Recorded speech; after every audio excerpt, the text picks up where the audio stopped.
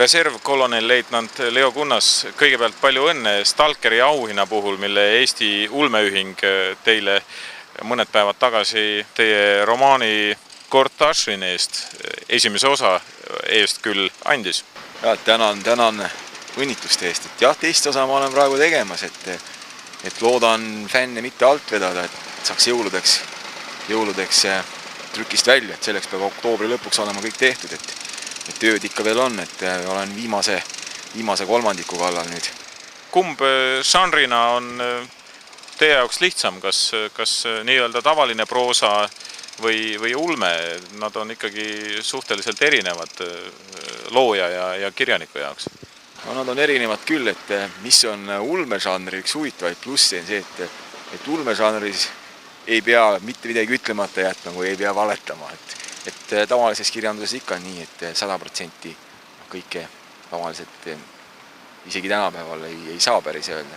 Afganistani saadeti just äsja 134 Eesti sõdurit juurde presidendivalimisi turvama. Kuigi te olete ise osalenud Iraagi missioonis, olete pidanud ka Afganistani missiooni selles mõttes positiivseks, et Eesti kaitsejõud hangivad selle kaudu teatud kogemusi. Olite te siiski selle täiendava üksuse Afganistani saatmise vastu? Kui kaitsevägi saab ülesanded, siis peaks kaitsevägi saama ka ressursse nende ülesannete täitmiseks. Praegu meie riigi majandus on lihtsalt sellises seisus, et meil väga palju ressursse ei ole, ütleks ausalt, mitte millekski. Ja selles kontekstis on ressursside ja ülesannete vahel väga suured käärid. Nüüd need käärid on läinud veel suuremaks. Ja ma ei arva ka, et sellel aastal sellega nüüd lõpeb, et kaitseväel rohkem raha enam ära ei võeta, et kui Riigikogu, kes otsuseid teeb, et siin on parem käsi ja vasak käsi, et kui üks käsi tõstab selle poolt, et võtame mitmes järgus miljardi ära, ja teine käsi tõuseb selle poolt, et suurendame ülesanded ja suurendame kontingenti, et sisuliselt üks mees aasta väljas on 1 miljon. Et siis need asjad lihtsalt ei ole tasakaalus, et tuleb teha ühtemoodi või tuleb teha teistmoodi. Ja need otsused loomulikult on tervikuna vaadeldavad sellest kontekstis, kus meie riik praegu on.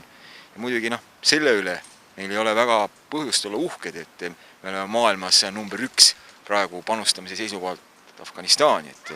Et me võiks uhked olla siis, kui me oleks sõjaaja armee suuruses elaniku kohta maailmas kohal number 1, aga seal me oleme väga kaugel nagu mingitest väärikatest kohtadest praegu veel. Eesti kaitseväe ülesandeks ja eesmärgiks on loomulikult hankida kogemusi nii Iraagi kui Afganistani missioonist, aga olgem ausad, kui palju reaalselt Eestit ähvardavate sõjaliste ohtude puhul võib nendest kaugetest ja teistsuguse struktuuriga piirkondades hangitud kogemustest kasu olla?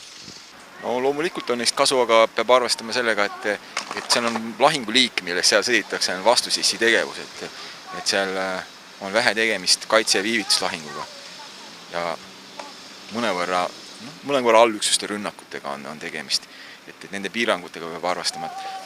Muidugi, mis mulle praegu veel teeb muret selles majanduslanguse kontekstis on see, et kui me oleme teatud asjad õppinud näiteks varustuse ja relvastuse osas, et mida me peaksime nüüd tegema, siis neid kogemusi, mis me oleme tegelikult Iraagist ja Afganistanist saanud, et meil ei ole nüüd ressursse, et neid rakendada.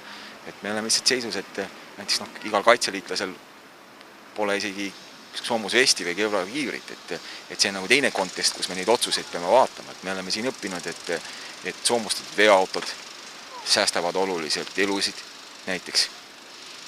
Me oleme õppinud veel paljusid muid asju, näiteks, et öisenägemise seadmeid on vaja, et saada armeed efektiivseks. Me näeme kõiki neid asju, aga mingit arengut nagu lähemate aastate jooksul ei toimu, selles mõttes, et selleks ei ole lihtsalt mingeid ressursse. Et seda muidugi on kurb vaadata.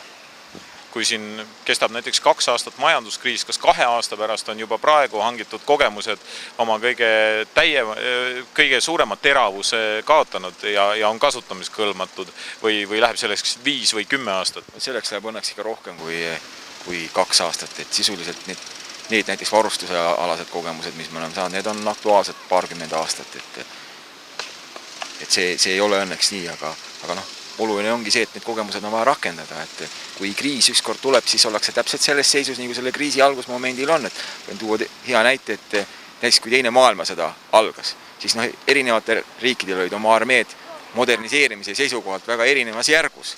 Et need riigid, kes olid jõudnud organiseerida, et kui sul olid püstolkuulipildujad, siis sa said nagu tuld anda, kui sul olid veel vintpüssid, siis sa andsid oma tuld väga palju aeglaselt. Kas NATO on ikka piisavalt huvitatud näiteks kas või Balti riikide ja konkreetselt Eesti kaitsmise eest? No, mis asi on NATO? Et see ei ole mingi abstraktne sõnade lühend näiteks, see on 26 riiki, kes NATOs on ja kõikidel riikidel paratamatult on oma erinevad huvid. Et muidugi Briti parlamendi kaitsekomitee nii-öelda pöördumine 10. kuupäevast oli selles mõttes oluline, et tõid selle esile, et on vaja Baltikumi kaitseplaan koostada ja on vaja siin sõjalisi harjutusi teha, mis on väga oluline. Selles mõttes meie koostöö Britidega on oluline Afganistanis, et see on ka kahtlemata sellele kaasa aidanud ja meie koostöö Ameerika Ühendriikidega on oluline, et see aitab sellele kaasa. Aga mis on tegelikult põhijäreldus meile kõigest sellest on see, et esmane iseseisva kaitsevõime tuleb üles ehitada, sellest tuleb hoolitseda ja sinna tuleb ressursse panna. No NATO skeptikud ja tegelikult osaliselt ka Eesti iseseisva kaitsevõime arendamise pooldajad on sellel arvamusel, et ega need jänkid ei tule küll Eestimaale appi, kui näiteks Venemaaga sõjaline konflikt tekib. Mida teie neile skeptikutele ütlete? Põhimõtteliselt ma ise olen optimist, et ma ei ole ise NATO skeptik, ma olen lihtsalt NATO realist. Selles mõttes, et sõjalise abi andmine, see on kõigepealt tehakse poliitilised otsused. 26 riiki teevad need otsused, igaüks paneb mingi kontingendi välja. Need võib ju poliitilisi otsused teha, aga kui tal ei ole vägesid, väed on kuskil hõivatud või armee nii väikseks redutseeritud, et siis sealt ei tule palju midagi. Et USA-l ja Inglismaal iseenesest on vägesid rohkem kui teistel, aga need on ka sõdades hõivatud. Vägede saatmine võtab aega, ühe diviisi liigutamine ei ole nii-öelda 3 mehe või ühe lennuki kuskilt ümberpaigutamine punktist A punkti B, et see kõik võtab aega, selleks on esmast iseseisvat kaitsevõimet vaja. See on nurgakivi, millele pannakse kõik. Kui see töötab, siis lisandub siia ka alliansi võimsus, mida saab rakendada. Mille suhtes ma olen skeptik, on see, et NATO siia või siis meie liitlastest ükskõik kes konkreetne riik, näiteks Ameerika Ühendriik, paigutaks siia oma väed. Loomulikult me peame tegema tööd, et näiteks saada siia mingi õhujõudude baas. Aga arvestada seda poliitilist olukorda, ma ei pea seda väga realistlikuks lihtsalt. Ja praegu kaitsekulutuste vähendamine ja see, et me 2%-ni ei jõua, ei ole selles kontekstis üldse hea. Me peame vaatama, mis ümberringi toimub, et Venemaa läheb diviisistruktuurilt üle brigaadistruktuurile, Venemaa ilmselt kasutab ka seda majanduslikku kitsikust ära, et oma armeed muuta efektiivsemaks. Ka meie peaksime seda tegema, et mõningatest kõige mõistlikumatest asjadest praegu lihtsalt loobuda, kui meil majanduslikke võimalusi ei ole. Kas missioon Afganistanis on ennast ammendanud? Kas Eesti väed tuleks sealt koju tuua, kas või selle sama iseseisva kaitsevõime arendamise mõttes? See sõda kestab aastaid, see võib kesta mitukümmend aastat. Et iseenesest, kuna see on NATO operatsioon, me iseenesest ei tohiks seda lõpetada. Et vastupidi, et me peaks selles osalema. Siin ongi see probleem, et miks me oleme ka nii tähtsal kohal seal nii-öelda oma panuse suuruse poolest per elanik on see, et teised lihtsalt panustavad vähem, et neil ei ole mitte midagi häbeneda.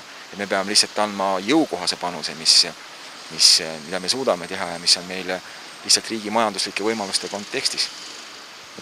Kirjaniku ja kolumnistina on võimalik üht-teist ära teha loomulikult, aga need, kes reaalseid otsuseid ikkagi kas või kaitseväe tuleviku suhtes teevad, on poliitikud. Kui ühel ilusal päeval reservkolonelleitnant Leo Kunnasest saab erukolonelleitnant Leo Kunnas, kas Eesti rahvas näeb ehk ka sellist päeva, kui Leo Kunnas astub aktiivselt poliitikasse? Põhimõtteliselt ma ei välista oma edasises elus ja tegevuses erinevaid tegevusstsenaariume. Et loomulikult teatud asjad, mida see riik vajab, näiteks ka riigikaitses, need on lihtsalt vaja teha. Ja kui neid ei ole veel tehtud, siis varem või hiljem tuleb teha. Mida varem, seda parem. Kommenteeriks seda praegu ainult nii palju.